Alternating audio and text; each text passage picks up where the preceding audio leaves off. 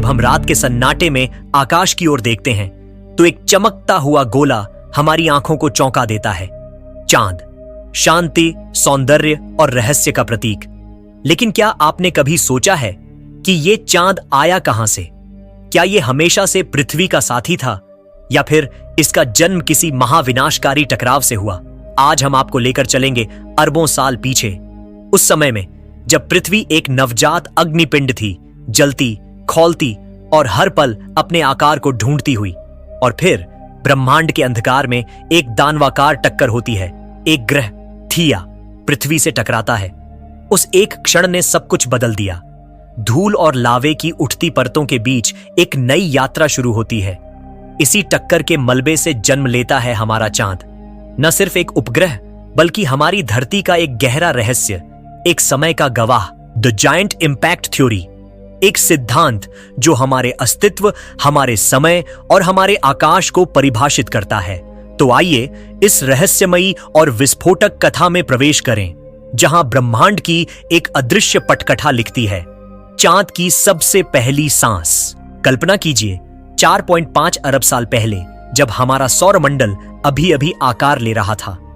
अंतरिक्ष में धूल, गैस और पत्थरों की अनगिनत टक्करों के बीच एक युवा और उग्र धरती अपनी पहचान बना रही थी। उस समय का ब्रह्मांड अशांत था और इसी अराजकता में जन्म हुआ एक ऐसे सिद्धांत का जो आज भी हमारे चांद के जन्म की सबसे रहस्यमयी कहानी को बयां करता है, द जायंट इंपैक्ट थ्योरी। यह सिद्धांत, जिसे थिया प्रभाव के नाम से भी जाना जाता है, सबसे पहले 1946 में कनाडाई भूविज्ञानी रेजिनाल्ड डेली द्वारा प्रस्तुत किया गया था। उनके अनुसार अरबों साल पहले पृथ्वी की कक्षा में ही एक दूसरा ग्रह थिया मौजूद था। यह कोई साधारण ग्रह नहीं था, बल्कि मंगल ग्रह के आकार का एक प्रोटोप्लैनेट। और फिर हुआ वो टकराव जिसने इतिहास को ही बदल दिया। थिया और प्रारंभिक पृथ्वी की जबरदस्त टक्कर ने इतना ऊर्जा और मलबा उत्पन्न किया कि पृथ्वी का एक हिस्सा टूटकर अंतरिक्ष में बिखर गया, और उन्हीं बिखरे हुए टुकड़ों से धीरे धीरे गुरुत्वाकर्षण की शक्ति ने एक नया आकाशीय शरीर रचा, हमारा चांद। लेकिन यह सिर्फ एक टक्कर नहीं थी, यह एक ब्रह्मांडीय कथा थी, जहां एक देवी के नाम पर रखे गए ग्रह थिया ने अपनी ही संतति सेलीन यानी चांद को जन्म दिया। ग्रीक मिथकों और वैज्ञानिक विश्लेषणों के संगम से जन्मी यह थ्योरी आज चंद्रमा की उत्पत्ति को समझने की सबसे सशक्त कुंजी मानी जाती है। 2016 में प्रकाशित एक रिपोर्ट में चंद्रमा से लाए गए पत्थरों के विश्लेषण ने इस थ्योरी को और भी मजबूत आधार दिया। इस अध्ययन के अनुसार यह टक्कर कोई साधारण स्पर्श मात्र नहीं थी, बल्कि एक सीधा और विनाशकारी प्रहार था। इस टक्कर ने पृथ्वी और थिया दोनों को टुकड़ों में तोड़कर आपस में इतनी गहराई से मिला दिया कि दोनों के अंश अब एक दूसरे से अलग नहीं किए जा सकते। आज दी जायंट इंपैक्ट थ्योरी को चंद्रमा की उत्पत्ति की सबसे प्रमुख और वैज्ञानिक रूप से स्वीकार्य व्याख्या माना जाता है। ऐसे कई प्रमाण हैं जो इस थ्योरी को मजबूत करते हैं। सबसे पहले, चंद्रमा की कक्षा और पृथ्वी की घूर्णन दिशा लगभग समान है। इतना ही नहीं, दोनों की झुकाव की दिशा भी सूर्य की कक्षा, जिसे एक्लिप्टिक प्लेन कहते हैं, के समानांतर है। यह दर्शाता है कि दोनों की उत्पत्ति एक ही घटना से जुड़ी हो सकती है। दूसरे, जब वैज्ञानिकों ने पृथ्वी और चंद्रमा की चट्टानों में मौजूद स्थिर समस्थानिक इसोटोप अनुपातों की तुलना की, तो वे लगभग पूरी तरह समान पाए गए। यह एक गहरा संकेत है कि चंद्रमा किसी बाहरी वस्तु से नहीं, बल्कि स्वयं पृथ्वी के अंशों से ही बना है। और तीसरा, पृथ्वी चंद्रमा प्रणाली में असामान्य रूप से अधिक कोणीय संवेग, एंगुलर मोमेंटम है। इसका मतलब है कि पृथ्वी की घूर्णन शक्ति, चंद्रमा की अपनी घूर्णन गति और उसकी पृथ्वी की परिक्रमा, इन सब में एक साथ बहुत अधिक ऊर्जा मौजूद है। यह ऊर्जा सामान्य ग्रहों में नहीं देखी जाती। वैज्ञानिकों का मानना है कि इतनी बड़ी ऊर्जा सिर्फ एक भीषण महाटक्कर से ही उत्पन्न हो सकती है। चंद्रमा से लाए गए नमूनों के विश्लेषण से यह पता चला है कि चंद्रमा कभी अंदर तक पिघला हुआ मोल्टन था, लेकिन वह कितनी गहराई तक पिघला था, यह अब भी एक रहस्य है।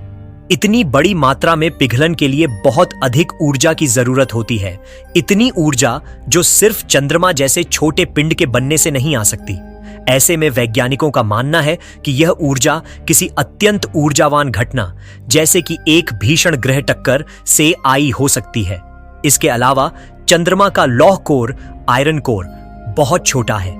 इसी वजह से उसकी घनता पृथ्वी की तुलना में काफी कम है।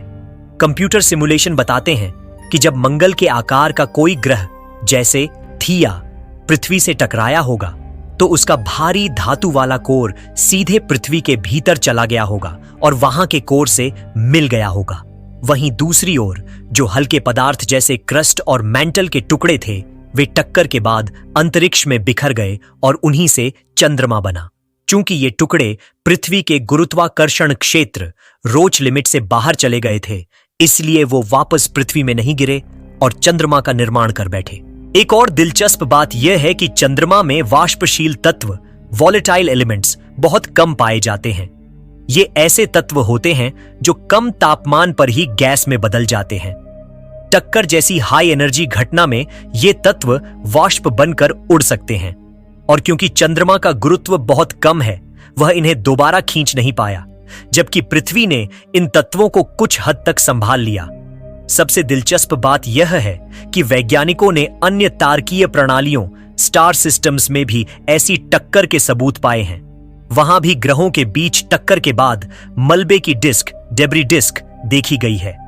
इसलिए ग्रहों की टक्कर से चंद्रमा जैसी वस्तुओं का बनना न सिर्फ एक सैद्धांतिक बात है, बल्कि ब्रह्मांड में आम भी हो सकती है।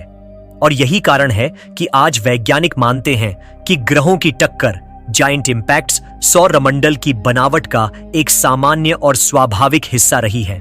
हालांकि दी जायंट इंपैक्ट थ्योरी इस समय चंद्रमा की उत्पत्ति की सबसे लोकप्रिय और वैज्ञानिक रूप से स्वीकृत थ्योरी है, लेकिन अभी भी इसमें कई सवाल बाकी हैं। वैज्ञानिकों के अनुसार इतनी विशाल टक्कर से जो ऊर्जा निकली उसने पूरी पृथ्वी को इतना गर्म कर दिया होगा कि वो एक वैश्विक मैग्मा महासागर, ग्लोबल मैग्मा ओशन में बदल गई होगी। इस प्रक्रिया में भारी तत्व पृथ्वी के अंदर डूबते गए और हल्के तत्व ऊपर रह गए। इसे प्लैनेटरी डिफरेंशिएशन कहा जाता है। इस बात के कुछ प्रमाण वैज्ञानिकों को पृथ्वी की चट्टानों और उसकी संरचना में मिल भी चुके हैं, लेकिन एक समस्या अब भी बनी हुई है। अब तक कोई ऐसा पूर्ण और आत्मसुसंगत मॉडल, सेल्फ कंसिस्टेंट मॉडल नहीं बन पाया है जो उस टक्कर से शुरू होकर मलबे के धीरे धीरे इकट्ठा होकर एक एकल चंद्रमा, सिंगल मून में बदलने की प्रक्रिया को पूरी तरह विस्तार से और सही ढंग से समझा सके। यानी हम जानते हैं कि टक्कर हुई और चंद्रमा बना। हमारे पास इसके बीच के कई हिस्सों के सुराग हैं, लेकिन पूरी कहानी एक साथ आज भी रहस्यमयी बनी हुई है।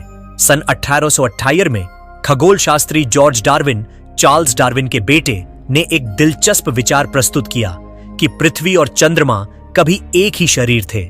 उनका मानना था कि जब पृथ्वी पूरी तरह पिघली हुई थी तब घूर्णन की तीव्र गति, सेंट्रीफ्यूगल फोर्स के कारण उसका एक हिस्सा टूटकर अलग हो गया और वही हिस्सा बाद में चंद्रमा बना। इस विचार को लंबे समय तक वैज्ञानिक समुदाय में प्रमुख थ्योरी माना गया। जॉर्ज डार्विन ने न्यूटन के सिद्धांतों का इस्तेमाल करते हुए गणना की कि चंद्रमा पहले पृथ्वी के बहुत करीब था और धीरे धीरे दूर जा रहा है। बाद में अमेरिका और सोवियत संघ द्वारा किए गए प्रयोगों ने इसे सच भी साबित किया। चंद्रमा की सतह पर लगाए गए लेजर रिफ्लेक्टरों की मदद से यह मापा गया कि चंद्रमा हर साल थोड़ी दूरी पर खिसक रहा है, लेकिन फिर भी डार्विन की गणनाएं उस पूरी प्रक्रिया को स्पष्ट नहीं कर पाईं जिससे चंद्रमा वास्तव में पृथ्वी की सतह से अलग होकर बन गया हो। फिर आया साल 1946 जब रेजिनाल्ड एल्डवर्थ डेली, हार्वर्ड विश्वविद्यालय के एक भूविज्ञानी ने डार्विन के विचार को चुनौती दी। उन्होंने कहा कि चंद्रमा पृथ्वी से टूटकर इसलिए नहीं बना कि वह बहुत तेज घूम रही थी, बल्कि इसलिए कि किसी बड़े ग्रह जैसी वस्तु ने पृथ्वी से टक्कर मारी थी। हालांकि उस समय डेली के विचारों पर बहुत कम ध्यान दिया गया, लेकिन फिर आया 1974 का साल जब एक सम्मेलन में उपग्रहों, सैटेलाइट्स पर चर्चा के दौरान यह विचार दोबारा सामने लाया गया।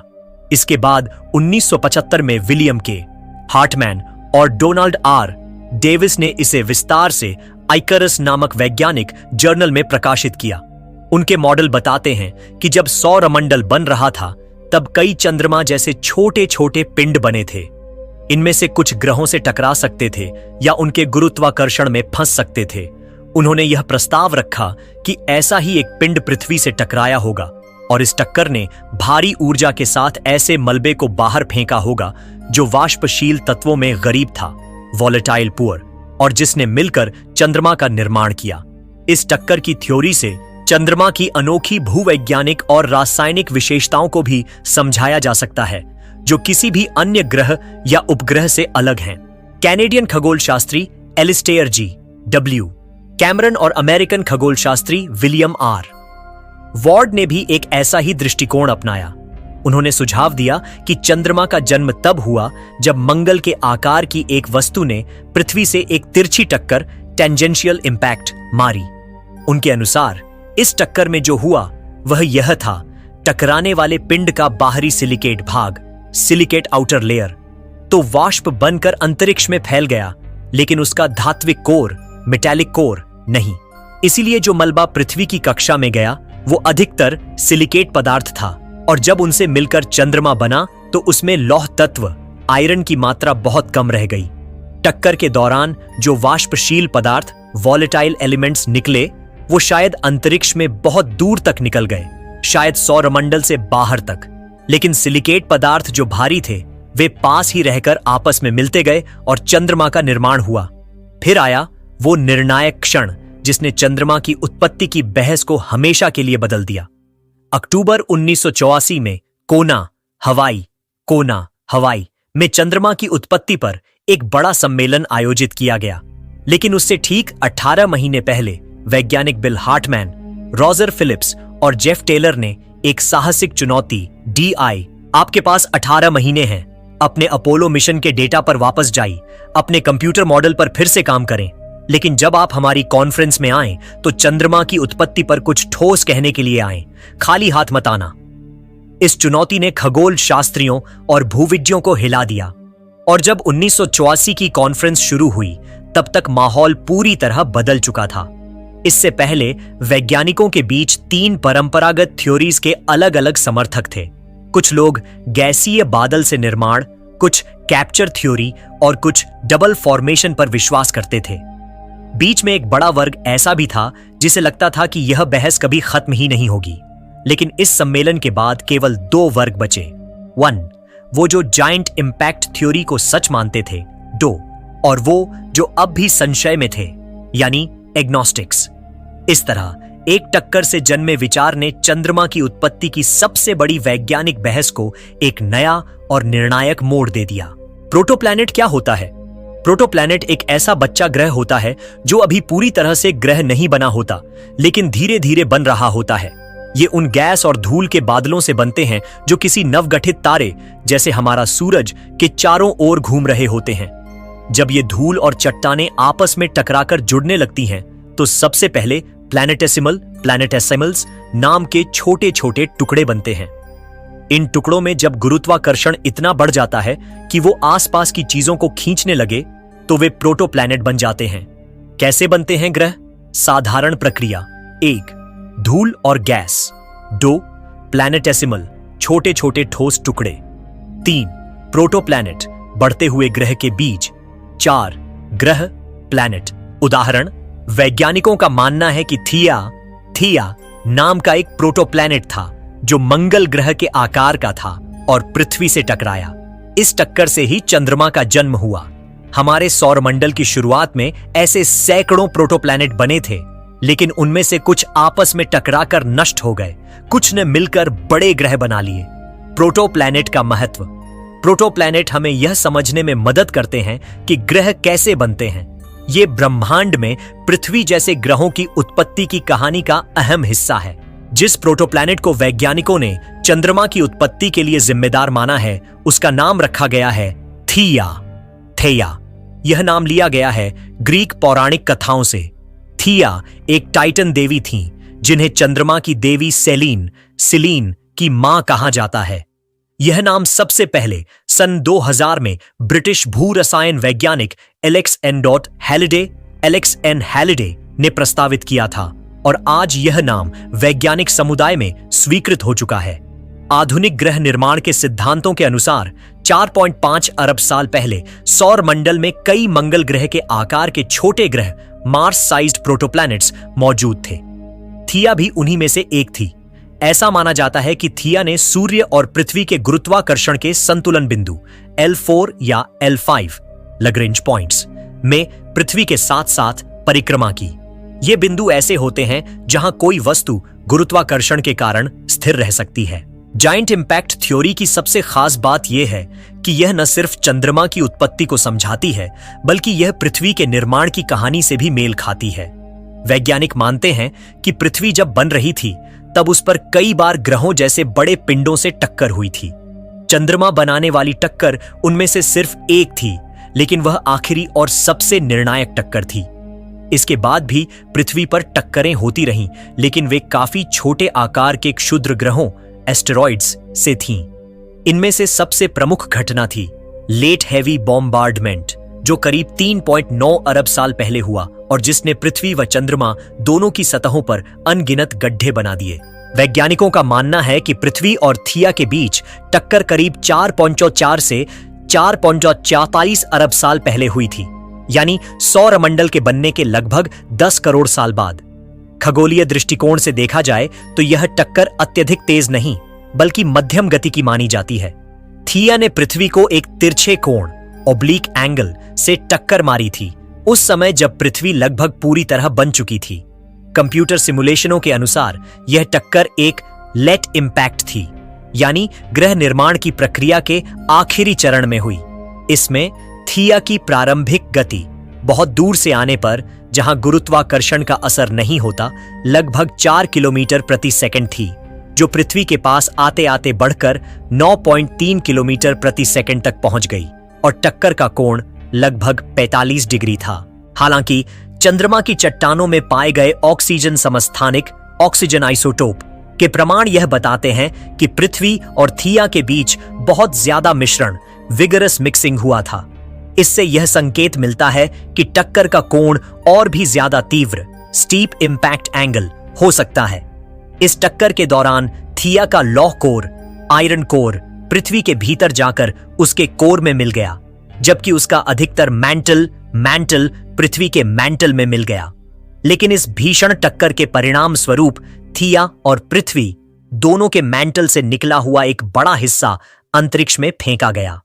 इन टुकड़ों में से कुछ की गति इतनी थी कि वो पृथ्वी की कक्षा में घूमते रहे और वही बाद में मिलकर चंद्रमा बने। कुछ मलबा इतनी तेजी से निकला कि वो पृथ्वी के गुरुत्वाकर्षण से पूरी तरह छूटकर सूरज की कक्षा में चला गया। वैज्ञानिक मॉडलों और कंप्यूटर सिमुलेशन के अनुसार पृथ्वी के चारों ओर जो मलबा चंद्रमा की टक्कर के बाद कक्षा में घूमने लगा था, उससे चंद्रमा का निर्माण 3 अलग अलग चरणों में हुआ हो सकता है। पहला चरण, टक्कर के बाद जो मलबा पृथ्वी की कक्षा में आया, उसमें से सबसे पहले वही टुकड़े जुड़ने लगे जो पृथ्वी के रोश सीमा रोच लिमिट के बाहर थे। रोश सीमा वह दूरी होती है जिसके भीतर कोई वस्तु अगर पृथ्वी की परिक्रमा करती है तो पृथ्वी की गुरुत्वाकर्षण शक्ति उसे तोड़ सकती है। इस सीमा के बाहर मौजूद टुकड़े धीरे धीरे जुड़कर प्रारंभिक चंद्रमा का रूप लेने लगे। दूसरा चरण, फिर धीरे धीरे जो मलबा रोश सीमा के भीतर था वह घिसता पिसता और फैलता गया। यह आंतरिक डिस्क मलबा धीरे धीरे वापस बाहर की ओर फैला और रोश सीमा तक पहुंच गया। इस प्रक्रिया में गुरुत्वीय अनुनाद रेजोनेंट इंटरैक्शंस के कारण यह बाहरी टुकड़ों को भी धकेलता रहा। तीसरा चरण, कुछ दशकों के भीतर यह डिस्क रोश सीमा से बाहर फैलने लगी और वहां नए पिंड बनने शुरू हो गए। ये नए टुकड़े आपस में जुड़कर चंद्रमा के आकार को और बढ़ाने लगे। कुछ 100 वर्षों के भीतर यह आंतरिक डिस्क पूरी तरह खत्म हो गई और चंद्रमा का निर्माण लगभग पूरा हो गया। चंद्रमा कभी 2 थे। वैज्ञानिकों का मानना है कि चंद्रमा के बनने के बाद जो मलबा पृथ्वी की कक्षा में घूम रहा था, उसका एक हिस्सा तुरंत चंद्रमा में नहीं जुड़ा। चंद्रमा के दूरस्थ हिस्से फार साइड पर जो मोटी सतही परत क्रस्ट है, वह इस संभावना की ओर इशारा करती है कि एक दूसरा छोटा चंद्रमा भी बना था, लगभग 1000 किलोमीटर व्यास वाला, जो मुख्य चंद्रमा के लैग्रेंज पॉइंट पर बना और लाखों वर्षों तक साथ रहा। धीरे धीरे जैसे दोनों चंद्रमा पृथ्वी से दूर जाते गए, सूर्य के गुरुत्वीय प्रभाव सोलर टाइडल इफेक्ट्स के कारण वह लैग्रेंज पॉइंट अस्थिर हो गया। फिर एक दिन वह छोटा चंद्रमा धीमी रफ्तार से टकराया, लेकिन वह टक्कर धमाके जैसी नहीं थी, बल्कि ऐसा लगा जैसे वह पैनकेक बनकर मुख्य चंद्रमा के दूरवर्ती हिस्से से चिपक गया। यही कारण है कि उस ओर की सतह मोटी है और ज्वालामुखीय गतिविधियां लूनर मैग्मा उस हिस्से को नहीं भेद पाती। इसीलिए चंद्रमा की जो सतह हमें धरती से दिखती है नियर साइड, वह अधिक पतली है और वहां विशाल मैरिया, लूनर मरिया या चंद्र सागर हैं, जबकि दूर की ओर कोई बड़े गड्ढे नहीं, सिर्फ शांत मोटी चट्टानों का विस्तार है। 2022 में प्रकाशित एक हाई रिजोल्यूशन कंप्यूटर मॉडलिंग अध्ययन में यह चौंकाने वाला निष्कर्ष निकला कि विशाल टक्कर जायंट इंपैक्ट के बाद चंद्रमा जैसा उपग्रह तुरंत पृथ्वी की कक्षा में स्थापित हो सकता है, और वो भी पृथ्वी की रॉच लिमिट से बहुत दूर। यह मॉडल बताता है कि ऐसा चंद्रमा मंगल के आकार के टुकड़े से बन सकता है। उसकी बाहरी परतें पिघली हुई होती हैं, मोल्टन, जबकि भीतर का हिस्सा ठंडा होता है और वह लगभग 60% प्रोटो पृथ्वी के मलबे से बना होता है। यह खोज इस लंबे समय से चले आ रहे सवाल का जवाब दे सकती है। अगर चंद्रमा थिया से बना है तो उसके आइसोटोप्स पृथ्वी जैसे क्यों हैं? इस मॉडल के अनुसार चंद्रमा एक ही झटके में बन गया, ना 3 चरणों में, ना लाखों वर्षों में, बल्कि एक सिंगल स्टेज घटना में। इस नई थ्योरी से यह भी संभावना खुलती है कि चंद्रमा की शुरुआती कक्षा बहुत अधिक झुकी हुई, हाईली टिल्टेड रही हो, जो आज के झुकाव लूनर इंक्लिनेशन को भी समझा सकती है। इसका मतलब यह हुआ कि चंद्रमा की उत्पत्ति की कहानी पहले से कहीं ज्यादा सरल, तेज और रहस्यमय हो सकती है। 2001 में जब वैज्ञानिकों ने अपोलो मिशन से लाई गई चंद्रमा की चट्टानों की रासायनिक संरचना का गहन अध्ययन किया, तो उन्होंने एक अविश्वसनीय समानता पाई। पृथ्वी और चंद्रमा के आइसोटोप लगभग एक जैसे थे। यह एक ऐसा रहस्य था जिसने वैज्ञानिक समुदाय को चौंका दिया। ब्रह्मांड में 2 अलग अलग खगोलीय पिंडों की रासायनिक संरचना का इतना मेल खा जाना, क्या यह सिर्फ संयोग हो सकता है? संभव नहीं। फिर 2014 में जर्मनी की एक टीम ने पाया कि यह समानता 100% नहीं, बल्कि थोड़ी सी लेकिन महत्वपूर्ण रूप से भिन्न है। यह सूक्ष्म अंतर इस बात की ओर इशारा करता है कि थिया संभवतः पृथ्वी के ही पास सौरमंडल के उसी क्षेत्र में बना था जिससे दोनों के बीच इतना गहरा रासायनिक मेल संभव हुआ। गहन सिमुलेशनों से यह सिद्ध हुआ कि इस टक्कर से निकली मलबे की एक विशाल रिंग पृथ्वी की परिक्रमा करने लगी। इस रिंग के कण धीरे धीरे एकत्रित होकर चंद्रमा का निर्माण करने लगे, पहले रोश सीमा के बाहर मौजूद टुकड़ों से, फिर भीतर के पदार्थों ने बाहर की ओर फैलना शुरू किया और चंद्रमा का आकार धीरे धीरे पूर्ण हुआ। यह प्रक्रिया वर्षों नहीं बल्कि सैकड़ों वर्षों में पूरी हुई। इस ब्रह्मांडीय निर्माण के बाद पृथ्वी का एक दिन मात्र 5 घंटे का रह गया था और उसकी घूर्णन धुरी में भी बदलाव आया।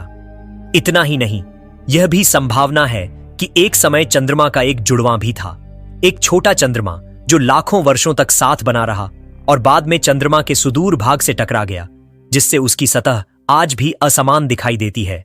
एक ओर गहरे काले समंदर जैसे मैदान, दूसरी ओर उबड़ खाबड़ रहस्यमयी ऊंचाइयां। इस सबूतों की रोशनी में यह सिद्ध होता है कि चंद्रमा पृथ्वी से अलग कोई खगोलीय पिंड नहीं, बल्कि उसी की कोख से जन्मा हुआ वह खंड है जो एक भीषण टक्कर के बाद आकार में आया। और यही सिद्धांत, जिसे हम आज जायंट इंपैक्ट हाइपोथेसिस के नाम से जानते हैं, न केवल वैज्ञानिकों द्वारा व्यापक रूप से स्वीकार किया गया है, बल्कि यही चंद्रमा की उत्पत्ति की सबसे ठोस कहानी भी है।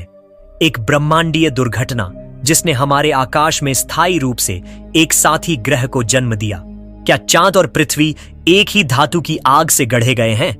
क्या वाकई यह संभव है कि चंद्रमा और पृथ्वी की रासायनिक संरचना लगभग एक जैसी हो?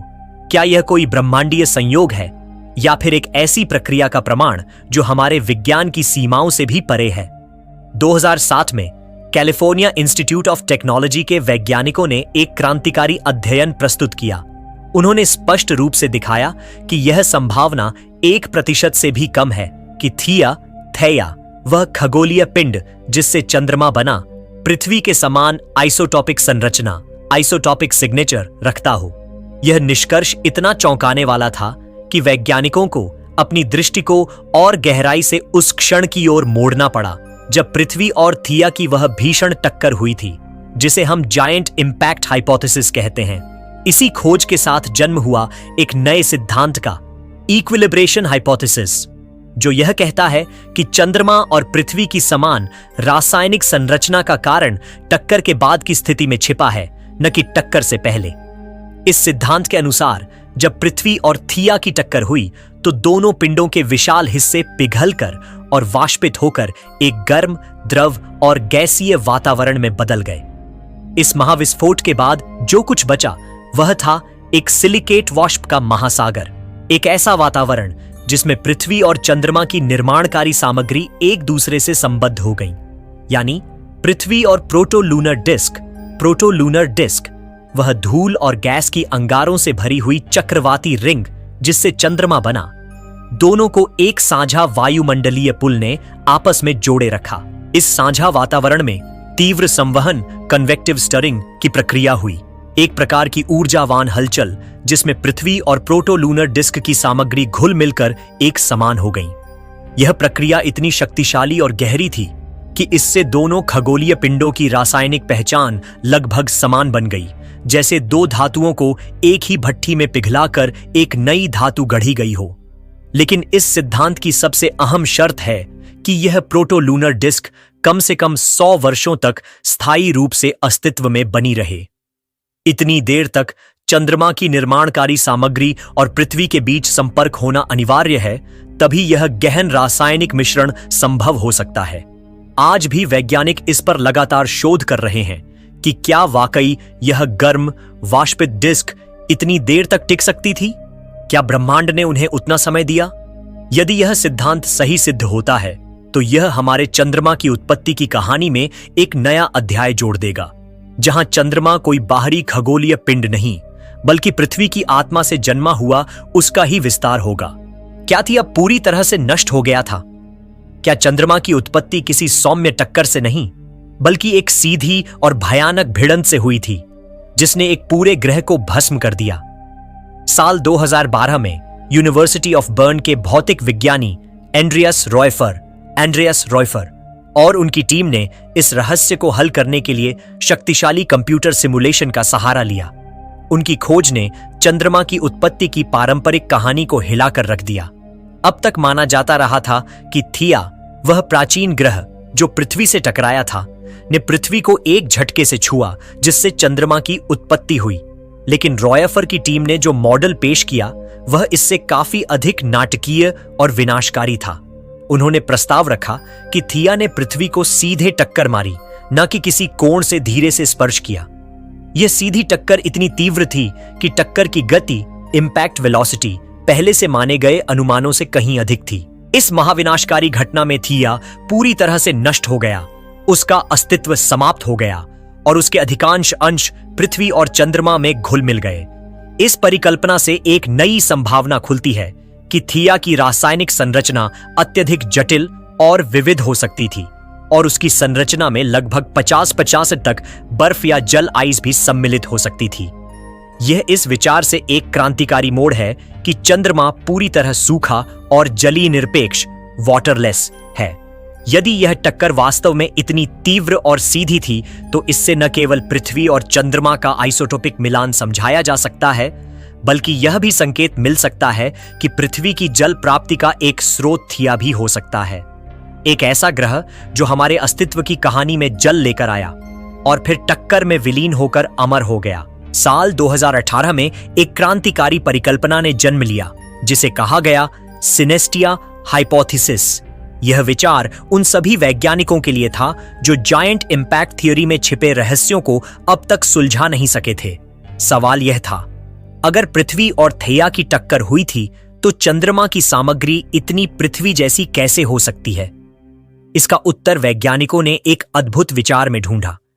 प्रारंभिक पृथ्वी, प्री अर्थ की घूर्णन गति, रोटेशनल स्पीड इतनी अधिक थी कि जब थिया से टक्कर हुई तो उसका पूरा शरीर एक विशाल, गर्म और घूर्णनशील गैसीय डिस्क में बदल गया। एक ऐसा ब्रह्मांडीय पिंड जो ना पृथ्वी था न चंद्रमा, बल्कि कुछ नया था, एक सिनेस्टिया। सिनेस्टिया एक डोनट जैसी संरचना है, एक घूर्णनशील गैसीय अंगूठी जो अत्यधिक गर्म, अस्थिर और अस्थायी होती है। इस विचार के अनुसार यह सिनेस्टिया अवस्था सिर्फ 100 वर्षों तक ही रही, लेकिन उसी अल्पकाल में इस एक अस्थिर अग्निवृत्त से 2 महान खगोलीय पिंड जन्मे, हमारी पृथ्वी और उसका उपग्रह चंद्रमा। यह परिकल्पना बताती है कि चंद्रमा की सामग्री क्यों पृथ्वी जैसी है, क्योंकि दोनों एक ही द्रव गैसीय संरचना से बने थे, एक ही मां के गर्भ से जन्मे 2 संतान की तरह। विशाल टक्कर सिद्धांत, जाइंट इंपैक्ट हाइपोथेसिस के लिए अप्रत्यक्ष साक्ष्य अपोलो मून लैंडिंग्स के दौरान एकत्रित चंद्रमा की चट्टानों से मिलते हैं, जिनमें पृथ्वी के समान ऑक्सीजन समस्थानिक आइसोटोप अनुपात पाए गए हैं। चंद्रमा की बाहरी परत, क्रस्ट की अत्यधिक एनॉर्थोसाइटिक संरचना, एनॉर्थोजिटिक कॉम्पोजिशन, साथ ही करीब समृद्ध नमूनों, करीब रिच सैंपल्स की उपस्थिति यह सुझाव देती है कि चंद्रमा का एक बड़ा हिस्सा एक समय पर पिघला हुआ था और विशाल टक्कर परिकल्पना आसानी से वह ऊर्जा प्रदान कर सकती है जो इस प्रकार के मैग्मा महासागर, मैग्मा ओशन के निर्माण के लिए आवश्यक थी। कई प्रमाण दर्शाते हैं कि यदि चंद्रमा में लोहा समृद्ध कोर, आयरन रिच कोर है, तो वह बहुत छोटा होना चाहिए। विशेष रूप से चंद्रमा का औसत घनत्व, जड़त्व आघूर्ण, मोमेंट ऑफ इनर्शिया, घूर्णन संकेत, रोटेशनल सिग्नेचर और चुंबकीय प्रेरण प्रतिक्रिया, मैग्नेटिक इंडक्शन रिस्पॉन्स, ये सभी दर्शाते हैं कि चंद्रमा के कोर का त्रिज्या उसके कुल त्रिज्या का 25% से भी कम है, जबकि अधिकांश अन्य स्थलीय पिंडों, टेरेस्ट्रियल बॉडीज में यह लगभग 50% होता है। ऐसे टक्कर की परिस्थितियां जो पृथ्वी चंद्रमा प्रणाली के कोणीय संवेग, एंगुलर मोमेंटम को संतुलित करती हैं, वे यह परिणाम देती हैं कि चंद्रमा मुख्यतः पृथ्वी और टक्कर करने वाले पिंड, इंपैक्टर के मैंटल्स से बना था, जबकि उस टक्करकारी पिंड का कोर पृथ्वी में समा गया। पृथ्वी सौर मंडल के सभी ग्रहों में सबसे अधिक घनत्व रखती है। टक्करकारी पिंड के कोर के पृथ्वी में समाहित होने से यह विशेषता स्पष्ट होती है, विशेषकर प्रारंभिक पृथ्वी और थिया के प्रस्तावित गुणों को देखते हुए। चंद्रमा के नमूनों की जिंक समस्थानिक संरचना, जिंक आइसोटोपिक कॉम्पोजिशन की तुलना पृथ्वी और मंगल की चट्टानों से करने पर इस टक्कर सिद्धांत को और बल मिलता है। जब ग्रहों की चट्टानें वाष्पीकृत होती हैं तो जिंक अत्यधिक रूप से अलग हो जाता है, लेकिन सामान्य आग्नेय प्रक्रियाओं, आइग्नियस प्रोसेसेस में ऐसा नहीं होता। इसलिए जिंक की मात्रा और उसके समस्थानिकों की संरचना इन दोनों भूवैज्ञानिक प्रक्रियाओं में अंतर को दर्शा सकती है। चंद्रमा की चट्टानों में पृथ्वी और मंगल की तुलनीय आग्नेय चट्टानों की तुलना में भारी जिंक समस्थानिक अधिक मात्रा में पाए जाते हैं और कुल मिलाकर जिंक की मात्रा कम होती है। यह इस बात के अनुरूप है कि विशाल टक्कर के दौरान वाष्पीकरण के कारण चंद्रमा में जिंक की कमी हुई थी। जो पदार्थ इजेक्टा पृथ्वी की गुरुत्वाकर्षण सीमा को पार कर टकराकर क्षुद्र ग्रहों, एस्ट्रॉइड्स से टकराए, उन्होंने पत्थरीले उल्कापिंडों, स्टोनी मीटियोराइट्स में टक्कर से उत्पन्न ऊष्मा के संकेत छोड़े होंगे। इस प्रभाव के आधार पर किए गए विश्लेषणों से टक्कर की घटना की तिथि 4.86 अरब वर्ष पहले मानी जाती है, जो अन्य तरीकों से प्राप्त तिथि से मेल खाती। चंद्रमा की उत्पत्ति से जुड़ी परिकल्पना, लूनर ऑरिजिन हाइपोथेसिस में अभी भी कुछ कठिनाइयां हैं जिनका समाधान नहीं हो पाया है। उदाहरण के लिए विशाल टक्कर सिद्धांत, जायंट इंपैक्ट हाइपोथेसिस, यह संकेत देता है कि टक्कर के बाद पृथ्वी की सतह पर एक विशाल मैग्मा महासागर, मैग्मा ओशन बन गया होगा, लेकिन इसके कोई ठोस प्रमाण नहीं है कि पृथ्वी पर कभी ऐसा मैग्मा महासागर रहा हो, और ऐसा माना जाता है कि पृथ्वी पर आज भी ऐसा कुछ पदार्थ मौजूद है जो कभी पिघलकर मैग्मा में नहीं बदला। संरचना संबंधी समस्याएं, कॉम्पोजिशन इश्यूज, कुछ रासायनिक असंगतियां हैं जिनका समाधान किया जाना आवश्यक है। चंद्रमा में अस्थिर तत्वों, वॉलेटाइल एलिमेंट्स के अनुपात को विशाल टक्कर सिद्धांत स्पष्ट नहीं कर पाता। यदि यह सिद्धांत सही है तो इन तत्वों के अनुपात का कोई अन्य कारण होना चाहिए। लूनर बेसाल्ट लूनार बसाल्ट में फंसे पानी जैसे वाष्पशील पदार्थों की उपस्थिति और चंद्रमा की सतह से कार्बन का उत्सर्जन समझना मुश्किल हो जाता है अगर चंद्रमा का निर्माण अत्यधिक तापमान वाली टक्कर से हुआ हो। चंद्रमा में लोहा ऑक्साइड FeO की मात्रा 13% है, जो मंगल 18% और पृथ्वी की मेंटल 8% के बीच है। इससे यह स्पष्ट होता है कि चंद्रमा की सामग्री मुख्यतः पृथ्वी की मेंटल से नहीं आई है। यदि चंद्रमा का अधिकांश पदार्थ टक्कर करने वाले पिंड इंपैक्टर से आया होता तो चंद्रमा में सिडेरोफिलिक धातु प्रिय तत्वों की अधिकता होनी चाहिए थी, जबकि वास्तव में इनकी कमी देखी जाती है। चंद्रमा और पृथ्वी के ऑक्सीजन समस्थानिक अनुपात ऑक्सीजन आइसोटोपिक रेशियोज लगभग पूरी तरह समान हैं। ये अनुपात सौरमंडल के प्रत्येक पिंड के लिए अद्वितीय माने जाते हैं, जिन्हें बहुत ही सटीकता से मापा जा सकता है। अगर थिया नाम का कोई अलग प्रोटोप्लैनेट था तो उसमें पृथ्वी से अलग ऑक्सीजन समस्थानिक हस्ताक्षर होने चाहिए थे और टक्कर के बाद बने मिश्रित पदार्थ में भी यह अंतर दिखता, लेकिन ऐसा कोई अंतर नहीं है। चंद्रमा का टाइटेनियम समस्थानिक अनुपात 50 Ti 47 Ti पृथ्वी के अनुपात के बहुत करीब है। केवल 4 ppm पार्ट्स पर मिलियन का अंतर है। इसका अर्थ है कि जो टक्करकारी पिंड पृथ्वी से टकराया उसकी सामग्री बहुत कम या बिल्कुल भी चंद्रमा का हिस्सा नहीं बनी। थेया वह प्राचीन ग्रह आकार का पिंड प्रोटो प्लैनेट माना जाता है, जो लगभग 4.5 अरब वर्ष पहले पृथ्वी से टकराया था और इसी महाटक्कर जायंट इंपैक्ट के परिणाम स्वरूप चंद्रमा का निर्माण हुआ। लेकिन थिया स्वयं कहां से आया, उसकी उत्पत्ति की संभावना आज भी एक रहस्य है और वैज्ञानिकों ने इसके बारे में कई परिकल्पनाएं प्रस्तुत की हैं। इन परिकल्पनाओं के पीछे खगोलीय यांत्रिकी, ग्रहों की गति, संरचना और सौरमंडल के प्रारंभिक विकास से जुड़े मॉडल हैं। थिया की उत्पत्ति के सबसे संभावित स्रोतों में से एक है लैग्रांज बिंदु, लाग्रेंज पॉइंट, विशेष रूप से पृथ्वी की कक्षा में स्थित L4 या L5 बिंदु। ये वे स्थिर बिंदु हैं जहां कोई भी वस्तु जैसे ग्रहणाशक प्लैनेटिसिमल गुरुत्वाकर्षण के संतुलन में रहते हुए सैकड़ों हजारों वर्षों तक स्थित रह सकती है। ऐसा माना जाता है कि सौरमंडल के प्रारंभिक समय में पृथ्वी की कक्षा के लैग्रांज बिंदुओं पर काफी मात्रा में पिंड मौजूद थे। वैज्ञानिक मानते हैं कि थिया भी पृथ्वी के L4 या L5 बिंदु पर बना एक ऐसा ही प्रोटोप्लैनेट रहा होगा जो धीरे धीरे बड़ा होता गया।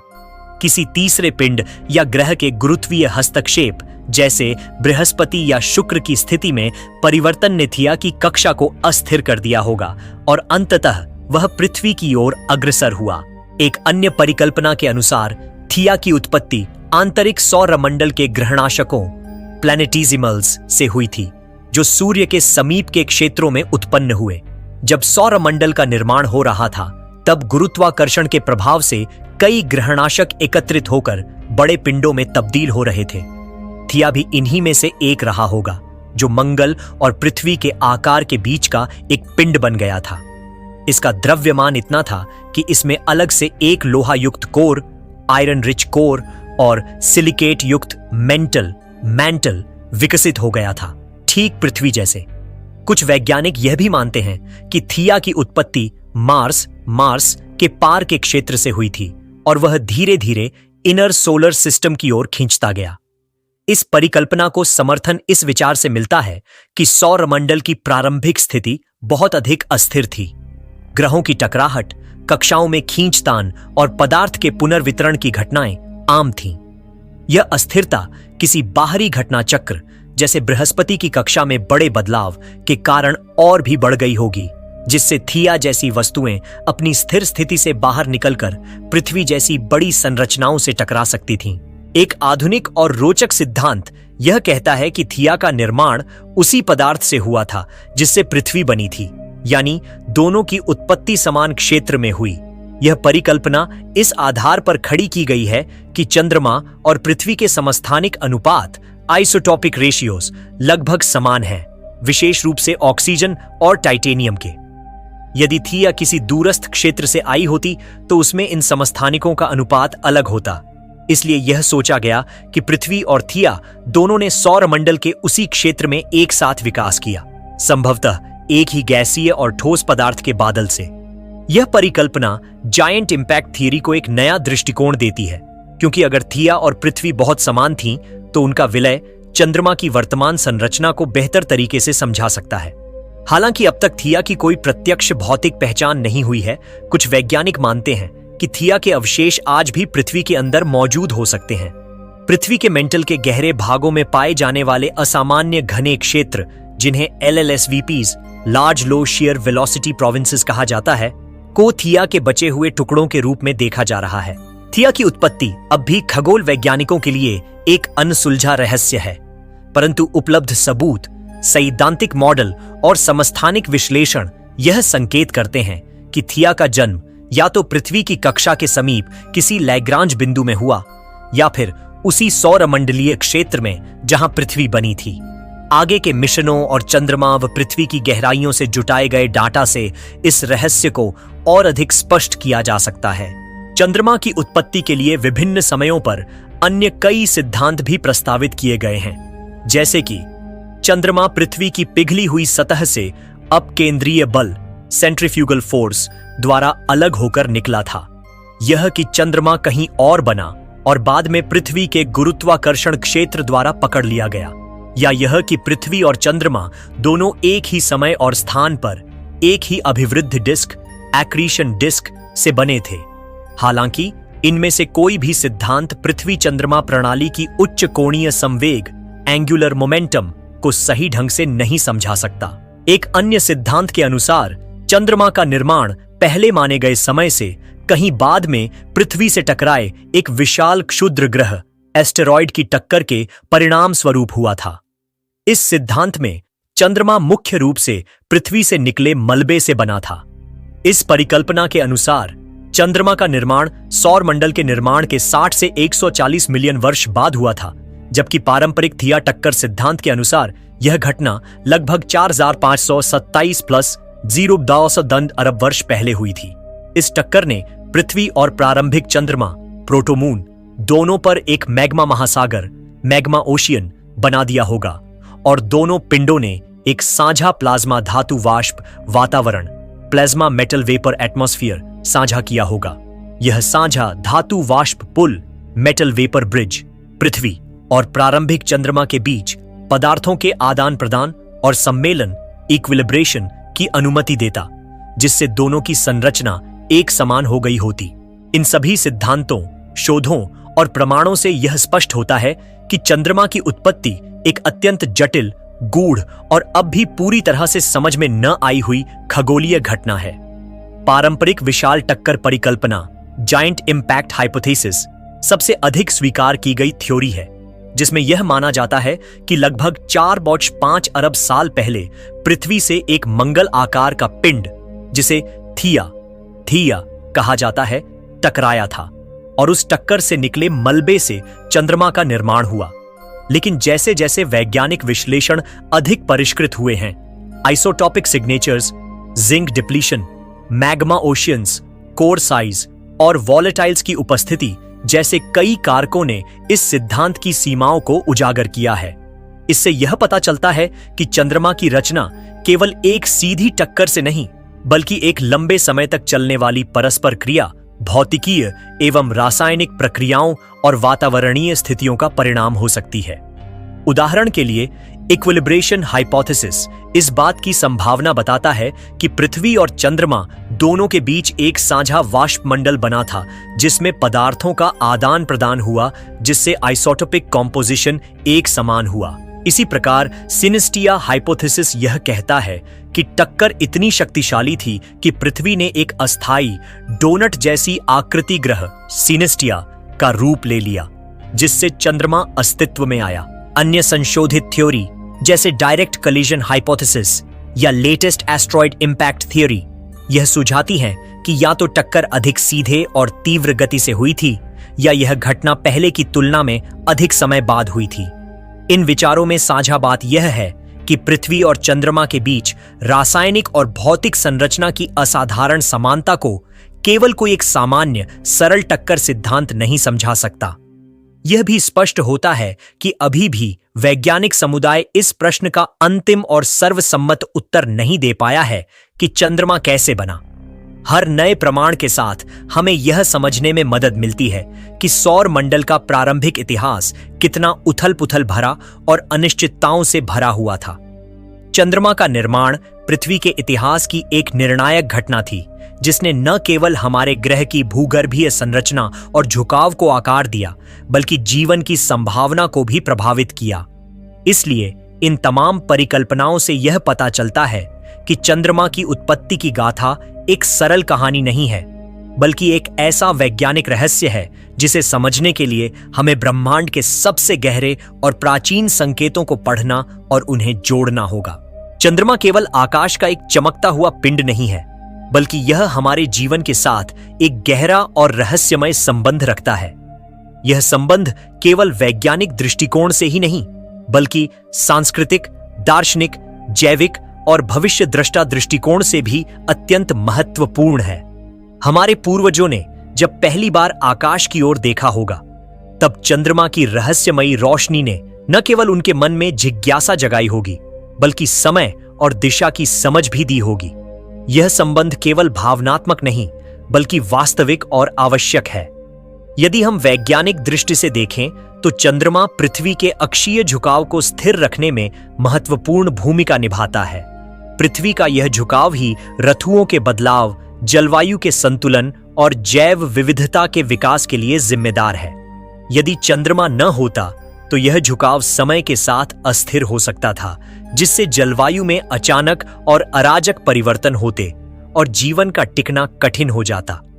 इसके अतिरिक्त चंद्रमा की गुरुत्वाकर्षण शक्ति के कारण पृथ्वी पर ज्वार भाटा उत्पन्न होता है, जो न केवल समुद्रों में ऊर्जा का प्रवाह बनाए रखता है, बल्कि समुद्री जीवन और पृथ्वी के इकोसिस्टम को भी संतुलित करता है। प्राचीन काल में जब आधुनिक घड़ियां नहीं थीं, तब मानव ने चंद्रमा के आकार में बदलाव देखकर समय, महीने और मौसम की गणना की। कृषि आधारित समाजों में पूर्णिमा और अमावस्या जैसे चंद्र घटनाओं के अनुसार फसलें बोई और काटी जाती थीं। यहां तक कि आज भी कई संस्कृतियों में चंद्रमा से जुड़ी परंपराएं जीवित हैं। हिंदू धर्म में करवा चौथ, बुद्ध पूर्णिमा और शिवरात्रि जैसे पर्व चंद्रमा की स्थिति के अनुसार मनाए जाते हैं, जबकि इस्लाम में रमजान और ईद का निर्धारण चंद्र दर्शन पर आधारित होता है। मानव शरीर और चंद्रमा के बीच भी एक सूक्ष्म लेकिन प्रभावशाली संबंध है। कई अध्ययनों ने यह दिखाया है कि चंद्रमा की विभिन्न कलाओं का प्रभाव मनुष्यों के मूड, नींद और मानसिक स्थिति पर पड़ता है। पूर्णिमा की रातों में कई लोग बेचैनी, अनिद्रा और मानसिक उत्तेजना का अनुभव करते हैं। समुद्री जीव जैसे कछुए और मछलियां भी चंद्र चक्र के आधार पर प्रजनन करती हैं। चंद्रमा का एक और रहस्यपूर्ण पहलू है उसका जन्म। आज की वैज्ञानिक मान्यता यह है कि लगभग 4.5 अरब वर्ष पहले पृथ्वी से टकराने वाली एक विशाल वस्तु थिया के प्रभाव से चंद्रमा का जन्म हुआ। इस टक्कर से निकला मलबा धीरे धीरे इकट्ठा होकर चंद्रमा बना। इस टक्कर ने पृथ्वी की स्थिति, उसकी रचना और जलवायु पर गहरा असर डाला और संभवतः जीवन के लिए जरूरी स्थितियां भी उत्पन्न की। यह भी कल्पना की जाती है कि यदि चंद्रमा न होता तो पृथ्वी पर जीवन का विकास एकदम भिन्न हो सकता था। शायद जीवन अस्तित्व में ही नहीं आता। चंद्रमा के बिना दिन बहुत छोटा होता, पृथ्वी की गति अस्थिर होती और मौसम इतने अव्यवस्थित होते कि जटिल जीवन का विकास असंभव हो जाता। चंद्रमा हमारे भविष्य से भी जुड़ा है। आने वाले समय में अंतरिक्ष यात्रा और उपनिवेश की दिशा में चंद्रमा एक आधारशिला बन सकता है। वहां बर्फ की खोज, जो जल और ईंधन दोनों के लिए महत्वपूर्ण है, यह संकेत देती है कि चंद्रमा पर मानव उपस्थिति अब केवल कल्पना नहीं रही। चंद्रमा का महत्व केवल भौतिक नहीं, बल्कि गूढ़ और आध्यात्मिक भी है। वह कवियों, दार्शनिकों और प्रेमियों की कल्पना का केंद्र रहा है। उसकी चांदनी में मानव ने प्रेम के गीत गाए हैं, उसके अंधेरे में रहस्य खोजे हैं और उसकी यात्रा में अपना भविष्य देखा है। इस प्रकार चंद्रमा केवल आकाश में चमकता एक गोल पत्थर नहीं है, वह हमारे अस्तित्व, हमारी चेतना और हमारी सभ्यता का एक मौन लेकिन अत्यंत प्रभावशाली साथी है। उसका अस्तित्व हमारे अतीत का प्रमाण, वर्तमान का आधार और भविष्य की प्रेरणा है। जब भी हम रात को चंद्रमा की ओर देखते हैं तो हम अनजाने ही उस असीम संबंध को महसूस करते हैं जो हमें ब्रह्मांड से जोड़ता है, एक ऐसा संबंध जो समय से परे है और चिरंतन है। जायंट इंपैक्ट थ्योरी केवल अतीत को समझने की एक कुंजी नहीं है, यह भविष्य के रहस्यों को खोलने का भी द्वार है। यह सिद्धांत हमें न केवल यह सिखाता है कि ग्रहों का जन्म और उनका विनाश ब्रह्मांड की स्वाभाविक प्रक्रिया है, बल्कि यह भी दर्शाता है कि विनाश और निर्माण के बीच की रेखा बहुत महीन होती है। जिस टक्कर ने पृथ्वी को लगभग नष्ट कर दिया, उसी टक्कर ने जीवन को भी जन्म दिया। आज जब हम चंद्रमा की सतह पर बस्तियां बसाने की योजना बना रहे हैं, तो जायंट इंपैक्ट थ्योरी और भी अधिक प्रासंगिक हो गई है। चंद्रमा की रचना में पृथ्वी और थेया दोनों के पदार्थ शामिल हैं, इसलिए वहां की सतह को खंगालना पृथ्वी के इतिहास को फिर से पढ़ने जैसा है। वहां के पत्थरों में छिपे हैं वो सुराग जो यह बता सकते हैं कि जीवन किन किन खतरों से गुजरा और भविष्य में किन खतरों का सामना कर सकता है। भविष्य में जब मानवता सौरमंडल के अन्य ग्रहों पर कॉलोनी बनाने लगेगी, तब जायंट इंपैक्ट जैसी घटनाओं से बचने की रणनीति बनाना जरूरी होगा। क्या कोई नया थेया भविष्य में फिर पृथ्वी की ओर बढ़ सकता है? क्या हम वैसी घटनाओं को रोकने में सक्षम होंगे? और अगर नहीं, तो क्या चंद्रमा या मंगल हमारी नई सुरक्षित पनाहगाह बन सकते हैं? इसके साथ ही जायंट इंपैक्ट थ्योरी हमें यह भी याद दिलाती है कि ब्रह्मांड में स्थायित्व एक भ्रम है। पृथ्वी जैसी सुंदर, जीवन से भरी दुनिया भी महज एक ब्रह्मांडीय दुर्घटना की उपज है। इसका अर्थ यह नहीं कि हमारा जीवन अर्थहीन है, बल्कि इसका मतलब यह है कि हम एक अत्यंत दुर्लभ और कीमती संभावना के फलस्वरूप अस्तित्व में हैं, और यही तथ्य हमें अपने ग्रह, अपनी सभ्यता और आने वाले समय की जिम्मेदारी उठाने के लिए प्रेरित करता है। जब हम चंद्रमा की ओर देखते हैं, हम उस टक्कर के घावों को नहीं, बल्कि उसकी रचनात्मक शक्ति को देखते हैं। हम उस आग की लपटों को नहीं, बल्कि उस रोशनी को देखते हैं जो अंधकार में दिशा देती है। जायंट इंपैक्ट थ्योरी केवल भौतिकी और खगोल शास्त्र का विषय नहीं है, यह हमारे अस्तित्व का दर्शन है, हमारी चेतना का उद्घोष है और हमारे भविष्य का मार्गदर्शक भी। क्योंकि अंततः वही टक्कर जिसने पृथ्वी को हिलाकर रख दिया था, वही टक्कर आज हमारे होने की वजह है।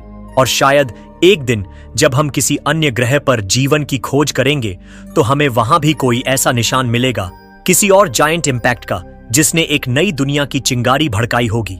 और इस प्रकार चंद्रमा, जो हमें रात के अंधेरे में रोशनी देता है, के पीछे छिपी है एक विस्फोटक शुरुआत, एक विनाशकारी टक्कर जिसने जीवन की कहानी को नया अध्याय दिया।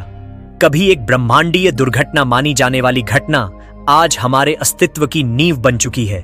यही है ब्रह्मांड का रहस्य, जहां हर विनाश एक सृजन की भूमिका निभाता है और हर अंत के पीछे एक नया आरंभ छिपा होता है।